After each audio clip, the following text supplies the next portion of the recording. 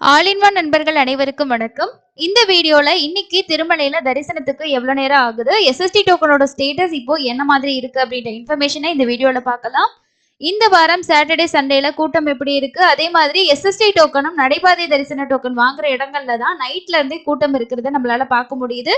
Bhudevi complex, அதுக்கு அடுத்ததா சீனிவாசம், இந்த மாதிரி எஸ்எஸ்டி டோக்கனோட கவுண்டர்ஸும் அலிப்பிரியில நடந்து போகக்கூடிய கவுண்டரும் நைட்ல இருந்து நிறைய பேர் டோக்கன் வாங்குறதுக்காக வெயிட் பண்றாங்க.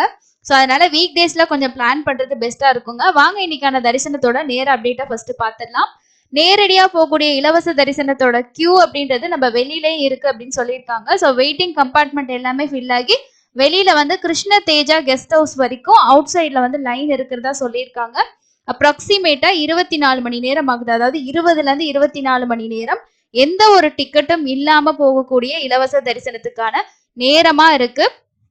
இதோட கூட்டம் நாளைக்கும் கொஞ்சம் மத்தியானம் வரைக்கும் இருக்க வாய்ப்பு இருக்கு. நாளைக்கு 17ஆம் தேதி திருமலையில ஆணிவார ஆஸ்தானம் நடக்கிறதுக்கு இருக்கு. ஸோ அதுவும் ரொம்ப ஒரு ஸ்பெஷலான ஒரு நாள். அன்னைக்குதான் உங்களுக்கு புஷ்ப பல்லக்கியும் நடக்குது. ஸோ கண்டிப்பா நாளைக்கு தர்ஷன் போறவங்க மிஸ் பண்ணாதீங்க.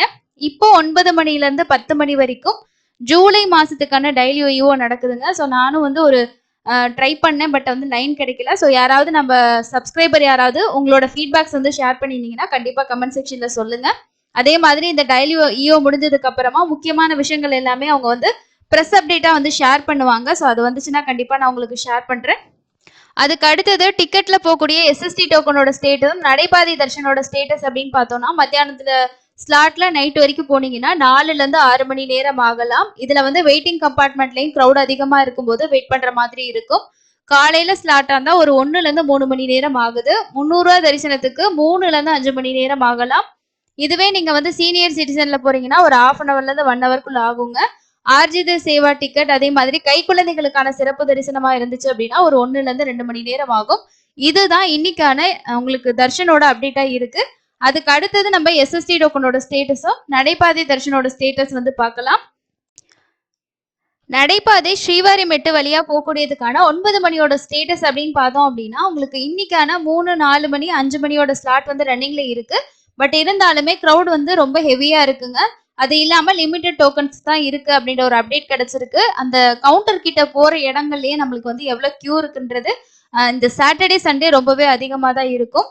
அதுக்கு அடுத்தது எஸ்எஸ்டி கவுண்டர்ஸ்ல திங்கக்கிழமைக்கான மார்னிங் ஸ்லாட் இஷ்யூ பண்ணலங்க. என்ன ரீசன் அப்படின்னா நாளைக்கு ஆணிவார ஆஸ்தானம் அப்படின்றனால இன்னைக்கான ஸ்லாட் மட்டும்தான் எஸ்எஸ்டி டோக்கனும் திவ்யதர்ஷன டோக்கனும் இஷ்யூ பண்ணியிருக்காங்க. நாளைக்கு ஆணிவார ஆஸ்தானம் அப்படின்றனால மார்னிங் ஸ்லாட் கொடுக்கல.